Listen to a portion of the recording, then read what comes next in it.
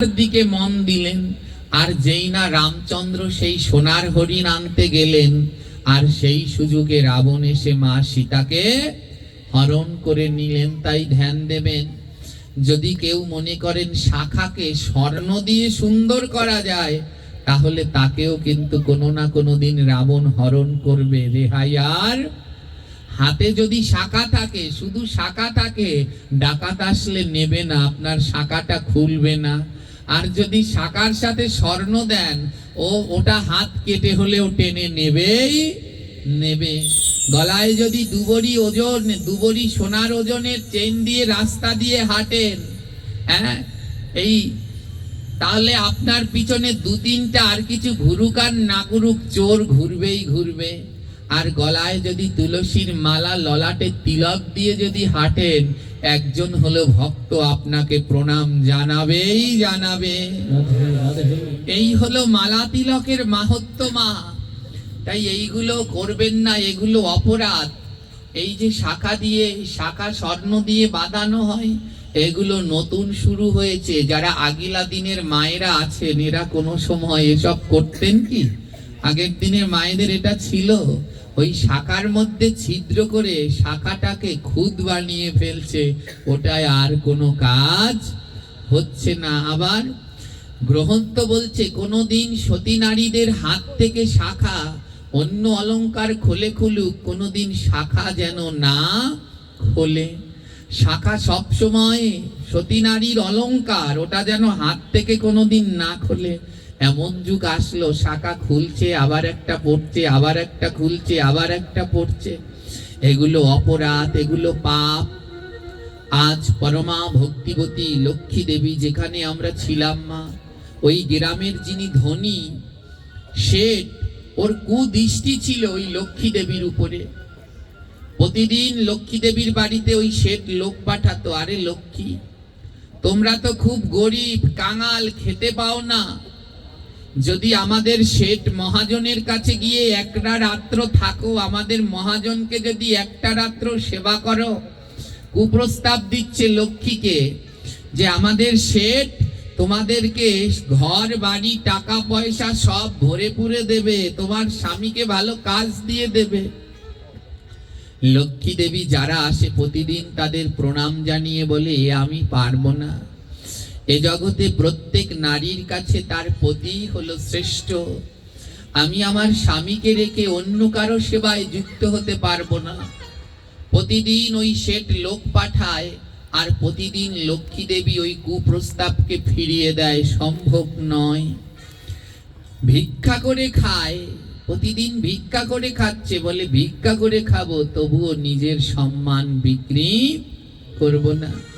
এমনি ভাবে তাদের জীবন কাটে, বরদাচার্য আর লক্ষ্মী দেবীর জীবন কাটে। আজ তাদের ঘরে 3 দিন ধরে কোনো অন্ন নেই। 3 দিন ধরে কোনো অন্ন নেই। এ কথা আজ বলছি কেন জানেন? এই জন্মদিন উপলক্ষে তাই এটা মনে পড়ে গেল মা। 3 দিন ধরে তাদের ঘরে অন্ন নেই, 3 দিন ধরে তার স্বামী কোনো কাজ পায় না। তাই আজ বাধ্য হয়ে বরদাচার্য লোকের দাঁড়ে দাঁড়ে ভিক্ষা করতে গেছে। 3 দিন ধরে উপবাসী, 3 দিন ধরে তাদের খাওয়া হয় না।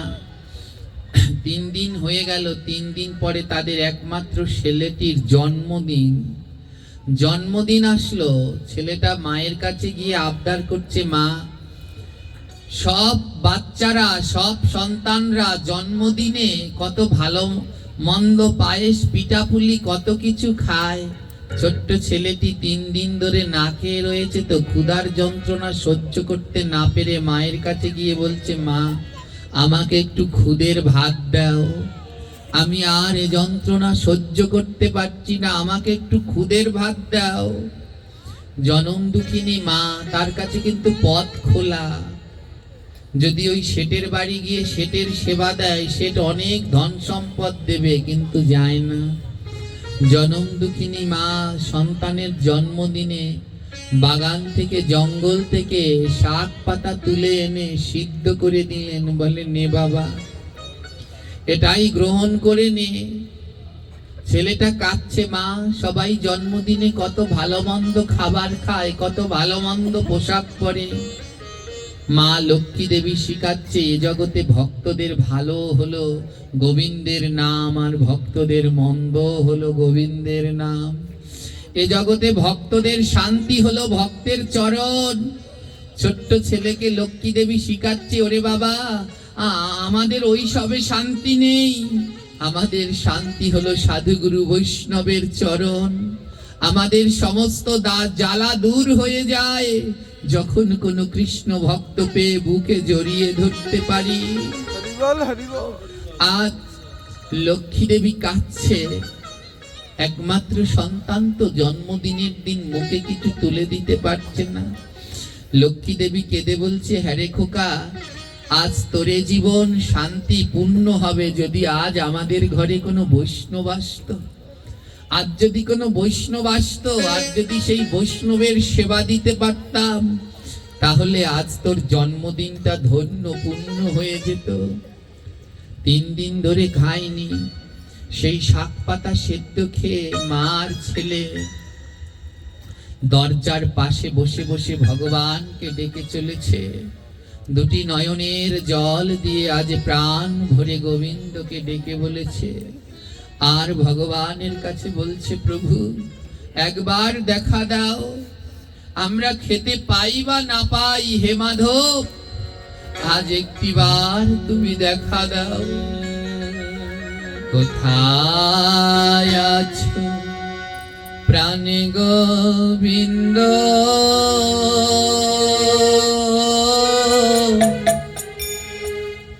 দেখা দাও না মোরে। কোথায় আছো প্রাণে গোবিন্দ, হরি বল, দেখা দাও না মোরে। তুমি কোথায় আছো প্রাণ গোবিন্দ,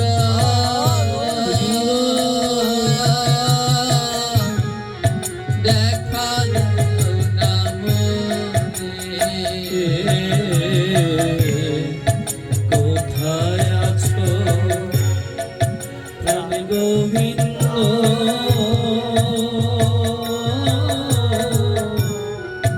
দেখা দাও না মোরে। ওরে অন্তর ভরা জ্বালায় আমার,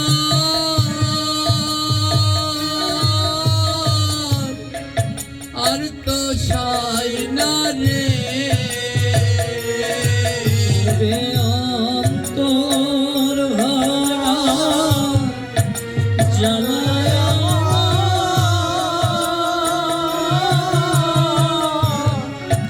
আর তো সয় না প্রাণে রে।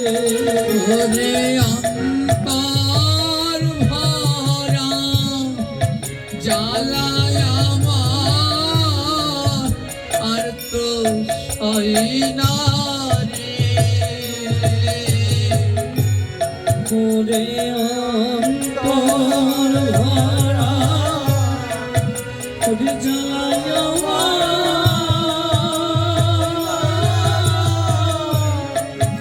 আর তো সয় না প্রাণে রে। তুমি কোথায় আছো প্রাণ গোবিন্দ, দেখা দাও না মোরে। কোথায় আছো প্রাণ গোবিন্দ,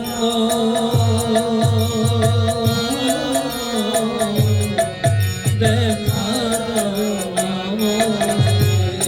লক্ষ্মী দেবী কাঁদছে, ও ভগবান আমার সন্তান খেতে পায় না, আর কোন সন্তান যদি না খেতে পেয়ে মায়ের চরণে কাঁদে, তখন ওই মা জানে কি যন্ত্রণা।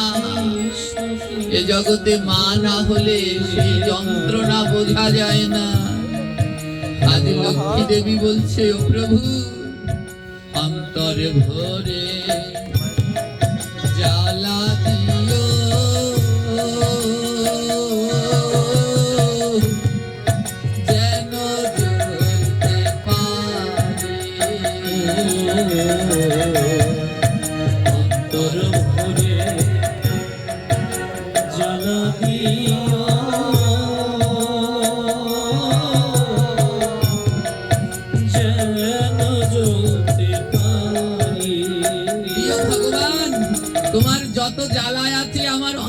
ভরে দিও, জ্বলতে পারি, কিন্তু আমার একটা শর্ত আছে ভগবান।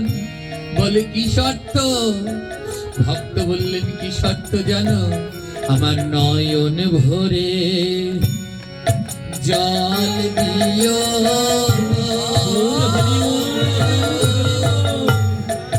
যেন ঝরতে পারে। আমার নয়ন ভরে তবে জল দিও,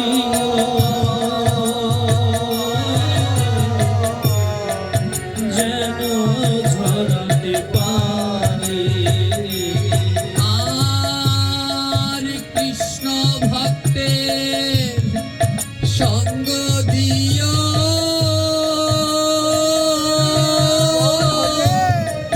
যেন করতে পারে।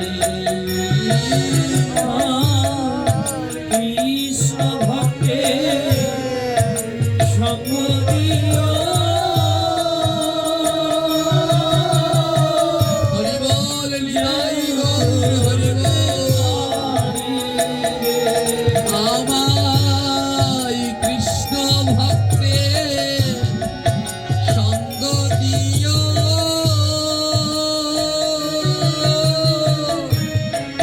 যেন করতে পারি ভক্তের চরণে। প্রাণ গোবিন্দ রে, হরি বল। রাইখো মোরে ভক্তের চরণ তলে। দয়াল গোবিন্দ রে, রাইখো মোরে ভক্তের চরণে।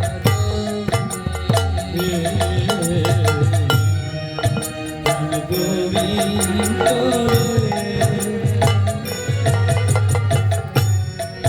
রাইখো মোরে ভক্তের চরণ তলে। ওই না চরণ ধুলা অঙ্গে মেখে,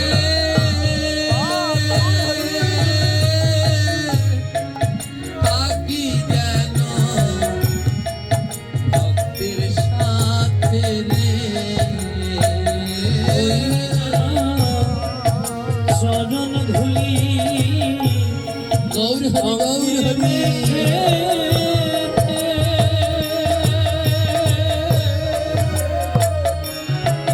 থাকি যেন সুখে। আজ লক্ষ্মী দেবী ওই ঘরের দরজায় বসে কাঁদছে, প্রভু যত যন্ত্রণা দাও দাও, যেন দুই নয়নের জলে ভেসে ভেসে তোমার নাম গাইতে পারি, যেন সাধু সঙ্গ থেকে বঞ্চিত না হই। আর এমন সময় লক্ষ্মী দেবী দেখলেন, যেই গুরুদেবকে বলেছিল, গুরুদেব বলেছিল লক্ষ্মী আমি আসব, যদি কোনোদিন সাধুগুরু বৈষ্ণবের নাম সেবা দিতে পারো সেদিন আসব। ভগবান উদ্ধবকে বলেছিলেন, উদ্ধব এ জগতে আমায় পাওয়ার লক্ষণ তিনটি। বলে প্রথম লক্ষণ ভক্তদের কাঙাল বানাই, দ্বিতীয় লক্ষণ ভক্তদের কাছ থেকে সবাইকে কেড়ে নেই। আজ লক্ষ্মী দেবীর কেউ নাই, যখন তার কোনো আত্মীয় স্বজন কেউ নাই, তখন সেখানে গুরুদেব বৈষ্ণবদের নিয়ে হাজির হলেন।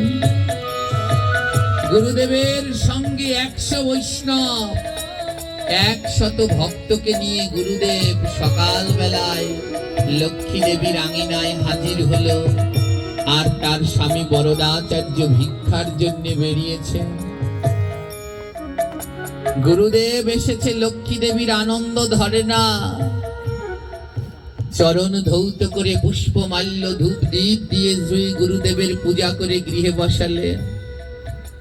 গুরুদেব বললেন, আজ তোমার পরীক্ষা লক্ষ্মী, আজ তোমার আর তোমার পতির পরীক্ষা। দেখি কেমন বৈষ্ণব সেবা, কেমন গুরু সেবা দিতে পারো।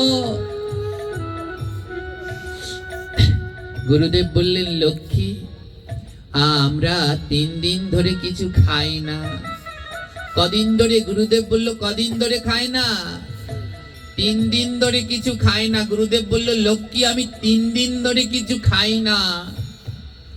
ওমা, আর ওই যে লক্ষ্মী, তার স্বামী সন্তান, তারাও কদিন ধরে উপবাসী রয়েছে? 3 দিন ধরে। বলে, তোমরা তো জানো না, এ জগতে গুরু বাস করে শিষ্যের অন্তরে।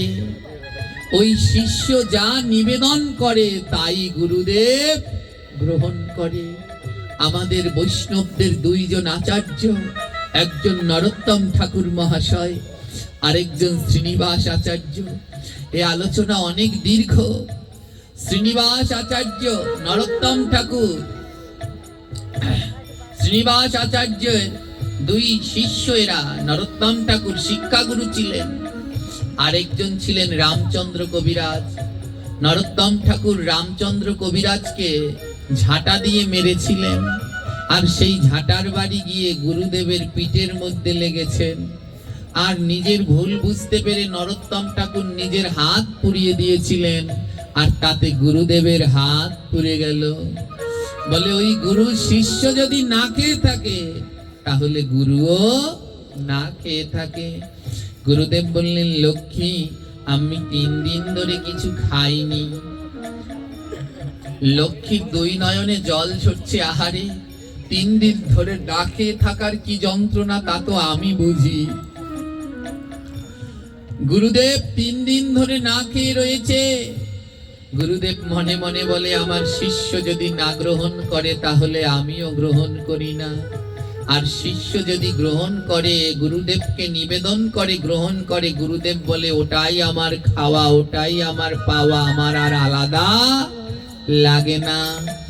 তাই এ জগতে দেখবেন কত শুদ্ধ সিদ্ধ সদ্গুরুগণ দিনের পর দিন ধরে অনাহারে উপবাসে দিন কাটাচ্ছে, তাও সুস্থ সবল ভাবে দিন যাপন করছে। কি ভাবছে তারা? অমন করে কিভাবে পারছে? কেন পারছে জানেন? ওই শিষ্যের জোরে। 2 ভাবে দেয়া যায়, একটা সাক্ষাৎ মুখে নেয়া, আরেকটা ওই যে গুরুদেব প্রতিদিন, শিষ্য প্রতিদিন গুরুদেবকে নিবেদন করছে। ওই শক্তিতেই গুরুদেব অটুট সিদ্ধ শুদ্ধ দেহে রয়ে গেছে। তাই গৌর হরি বল। লক্ষ্মী বললেন, গুরুদেব চিন্তা করবেন না, আমি এখনই খাবারের ব্যবস্থা করছি। ঘরে একটা চাল নেই, কিন্তু বলছি আমি এখনই ব্যবস্থা করছি। 3 দিন ধরে খায় না, ঘরে একটা চাল নেই, বলে এখনই ব্যবস্থা করছি। স্বামী গেছে ভিক্ষায়। স্ত্রী লক্ষ্মী ভেবে পাচ্ছেন না যে এখন কি করবে। 100 বৈষ্ণব, একজনও নয়, কমও নয়, 1 জন 2 জন নয়, 100 জন এসেছেন গুরুদেবের সঙ্গে। এবার কি করি? সঙ্গে সঙ্গে ওই সহধর্মিনী লক্ষ্মী, তার মাতা এসেছে। আরে, বৈষ্ণব সেবারে তরে যদি প্রাণ যায়, গ্রহন্ত বলে ওই প্রাণ গোবিন্দ চরণে পৌঁছে যায়। বলে, বৈষ্ণব সেবা দিতে গিয়ে যদি এই প্রাণ যায়, বলে ওই প্রাণ অন্য কোথাও যাবে না, ও গোবিন্দের চরণে পৌঁছে যাবে। হঠাৎ লক্ষ্মী দেবী মনে পড়ল, আরে ওই শেঠজি প্রতিদিন আমার কাছে কুপ্রস্তাব পাঠায়, ওর লোভ হলো আমার দেহটায়। আর সতী নারীর যদি কেউ মান নিয়ে যায়, তার প্রাণ যাওয়া আর মান যাওয়া একই কথা। লক্ষ্মী বলে, আজ না হয় আমার প্রাণ দিয়ে বৈষ্ণবের সেবা দেব। গৃহ থেকে যেন বৈষ্ণব অভুক্ত না যায়। লক্ষ্মী কি করলেন জানেন? ছুটতে ছুটতে শেঠের বাড়িতে গেলেন। আর শেঠ তো লক্ষ্মীকে দেখে অবাক। লক্ষ্মী বললেন, শেঠজি, আপনি প্রতিদিন আমার বাড়িতে লোক পাঠাতেন, এক রাত্রের জন্য যেন আপনার দাসী হই। আজ আমি আপনার দ্বারে এসেছি, এক রাত্রের জন্য আমি আপনার দাসী হব। কিন্তু আমার একটা শর্ত আছে। বলে, কি শর্ত? আমার ঘরে আমার গুরুদেব আর 100 বৈষ্ণব এসেছে। ওই 100 বৈষ্ণব এবং আমার গুরু সেবার জন্য চাল ডাল যা লাগে আমায় দয়া করে ভিক্ষা দিন, আর তার বিনিময়ে আমি আপনার দাসী হয়ে কাটিয়ে দেব এ জীবন। শেঠ আনন্দে আর বাঁচে না। শেঠ বলে, কে আছিস? ওর বাড়িতে যা যা দরকার পাঠিয়ে দে। শেঠ জিজ্ঞেস করছে, লক্ষ্মী তুমি কোন সময় আসবে? ভক্ত বলছে, শেঠজি, গুরুদেব এবং বৈষ্ণবদের সেবা করিয়ে আমি সন্ধ্যার সময় আপনার কাছে ফিরে আসব। আমায় গুরু বৈষ্ণব সেবার জন্য আজ এই সময়টুকু দিন। শেঠজির কাছে নিজের সম্মান বিক্রি করে দিলেন। পারবেন? এমন হবে কি, আমরাও মা জন্মেছি, কদিন পরে মরে যাব, কেউ আমাদের কথা গীতা ভাগবত আসরে বলবে না, কিন্তু এরা 100 বছর আগে জন্মালো। আজও এদের কথা গ্রহণ তো বলছেন, মহাত্মাগণ বলছেন। কারণ এমন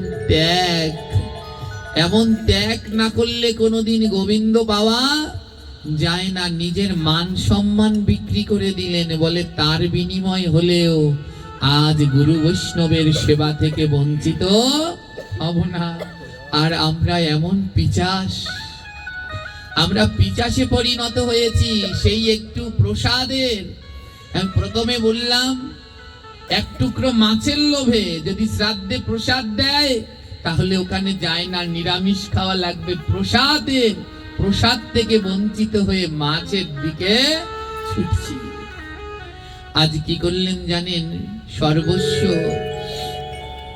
মান সম্মান বিক্রি করে দিয়ে ঘরে এসে রান্না করলেন। রান্না করে ভোগ লাগিয়ে প্রসাদ দিচ্ছেন। 100 বৈষ্ণবকে, গুরুদেবকে প্রসাদ দিচ্ছেন। মনের এক পাশ তীক্ষ্ণ বেদনায় ফেটে যাচ্ছে যে আজ আমাকে অন্য পুরুষের কাছে বিক্রি হতে হবে। আবার মনের আরেক কোণা আনন্দে উৎফুল্ল হয়ে গেছে, আজ আমি গুরু বৈষ্ণবকে আমার এই ভাঙা কুঠিরে সেবা করাতে পেরেছি। এর থেকে আনন্দের আর আমার কিছু নেই। বরদাচার্য গৃহে ফিরে এসে দেখে 100 বৈষ্ণব গুরুদেব তার গৃহে সেবা করছে। আনন্দ আর ধরছে না। লক্ষ্মীকে বলল, লক্ষ্মী, তুমি এর আয়োজন করলে কোথা থেকে? লক্ষ্মী বলল, স্বামী, আজ অব্দি আপনাকে না জানিয়ে আমি কিচ্ছু করিনি। আজ জীবনে প্রথমবার পতির অনুমতি ছাড়া আমি আমার এই দেহটাকে আরেকজনের কাছে বিক্রি করে দিয়েছি।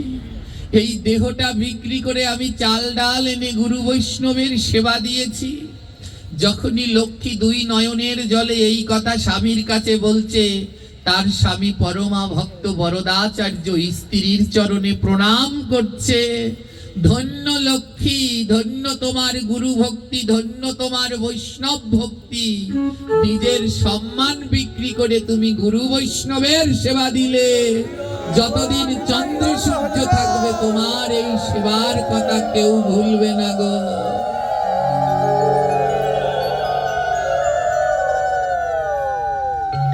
গুরুদেব অন্তর্যামী সব বুঝতে পারলেন। সন্ধ্যা হয়ে গেছে, রাতের খাবারটাও রান্না করেছে লক্ষ্মী, কথা দিয়েছে যেতে হবে। লক্ষ্মী গুরুদেবের চরণে গিয়ে প্রণাম করছে, গুরুদেব আমায় অনুমতি দিন, এবার আমায় যেতে হয়। গুরুদেবের 2 নয়ন থেকে জল ঝরছে। আরে, নিজের সম্মান বিক্রি করে দিয়ে তারপরে আমাদের সেবা দিলে।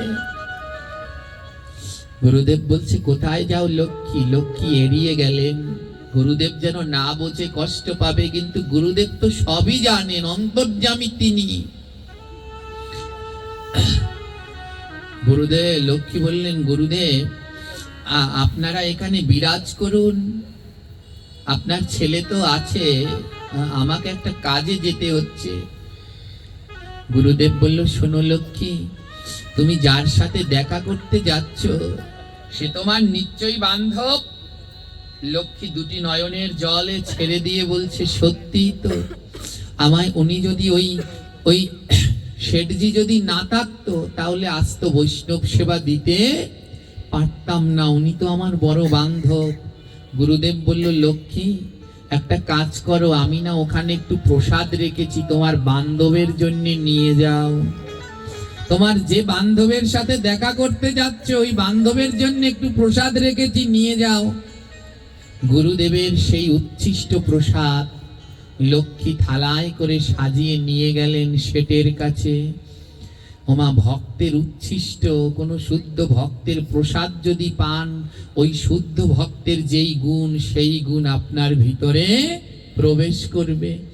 গুরুদেব প্রসাদ দিলেন, লক্ষ্মী দেবী সযত্নে সেই প্রসাদ নিয়ে গেলেন সেই শেঠজির কাছে। শেঠজি অপেক্ষা করছে, তার লালসা কোন সময় সেই লক্ষ্মীর দেহ ভোগ করবে। লক্ষ্মী এসে দাঁড়ালেন। শেঠজি বলছে, তাড়াতাড়ি আসো। লক্ষ্মী বলছে, শেঠজি আমি আসবার কালে একটু প্রসাদ এনেছি, যদি গ্রহণ করতেন, একটু আমার গুরুদেবের প্রসাদ যদি একটু গ্রহণ করতেন। শেঠজি বলছে, দাও তাহলে, আগে প্রসাদটা পেয়ে নেই। গুরুদেবের সেই উচ্ছিষ্ট প্রসাদ শেঠজিকে দেয়া হলো। মা, ওটা গুরুদেবের প্রসাদ তো, ওর মধ্যে ওই গুরুদেবের গুণগুলো আছে। যেই না শেঠজি ওই প্রসাদ গ্রহণ করলো, তার মনের ভিতর থেকে সমস্ত কামনা লালসা দূর হয়ে গেল, চক্ষু খুলে গেল। জ্ঞান চক্ষুটা খুলে গেছে শেঠজির। আহারে, এ আমি কোন ভুল করছি যে বৈষ্ণব সেবার জন্য নিজের দেহটাকে বিক্রি করছে, আমি তার দেহ ভোগ করার জন্যে এমন করছি। ভগবান বললেন, এ জগতে আমি কাউকে ঠকাই না রে।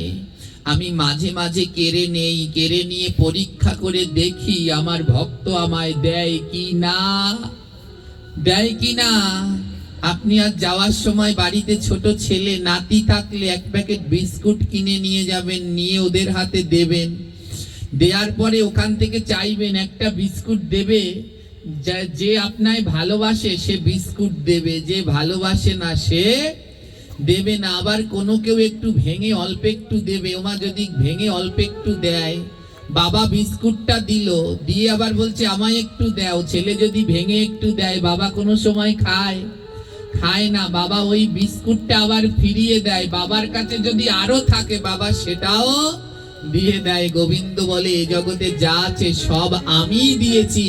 মাঝে মাঝে ওই বাবা ছেলের মতো একটুখানি চেয়ে দেখি আমায় দেয় কিনা। যদি কেউ দেয়, আমি তাকে পূর্ণ আবার ফেরত দিয়ে দেই, আমি রাখি না। যেই না সেই সৎ গুরুদেবের প্রসাদ শেঠজি গ্রহণ করলেন, শেঠজির মনের ভিতরের সমস্ত কালৌষতা, সমস্ত কুলক্ষণগুলো দূরীভূত হয়ে গেল। শেঠজি লুটিয়ে পড়লেন, লক্ষ্মী আমায় ক্ষমা করে দাও মা, ক্ষমা করে দাও। আমি চিনতে পারিনি, আমি দেহ সুখের ভোগে গোবিন্দকে ভুলে গেছি, আমায় ক্ষমা করে দাও।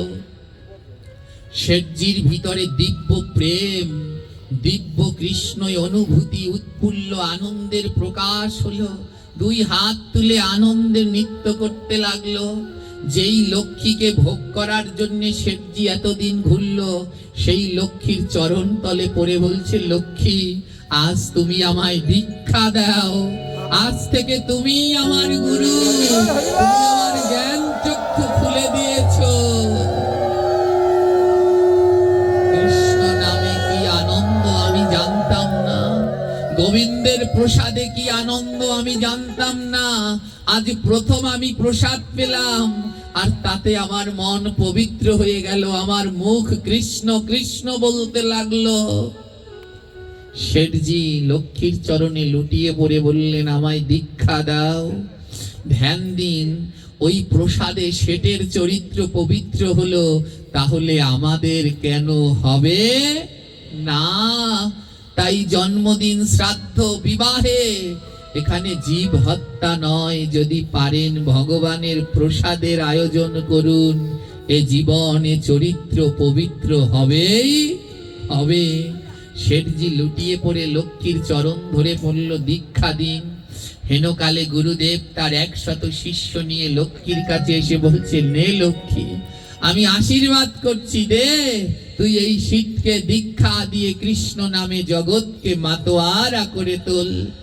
আজ ভক্তের ভক্তিতে অভক্ত হয়ে গেল ভক্ত। জয়নিতাই আদ্যকার এই আলোচনার মাহাত্ম্য মা, আর অধিক রাত্র করব না। আদ্যকার এই আলোচনার মাহাত্ম্য, সাধু সঙ্গ বৈষ্ণব সঙ্গ কোনোদিন বিফল যায় না। প্রসাদ প্রসাদ এই জীবনকে পরিবর্তন করতে পারেই পারে।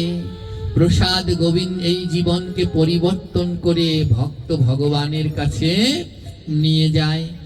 আজ গুরুদেব কথা দিয়েছিলেন, যেদিন ডাকার মতো ডাকতে পারবি সেদিন গুরু আর ভগবান দুজনকে একসাথেই পাবি। আজ লক্ষ্মী তার বৈষ্ণব সেবায় পূর্ণতা পেল, তাই আজ লক্ষ্মী যখন গুরুদেবের দিকে তাকালো, কি দেখছেন জানেন? গুরুদেবের ভিতরে দেখছেন, গুরুদেবের মধ্যে দেখে রাধা আর কৃষ্ণ।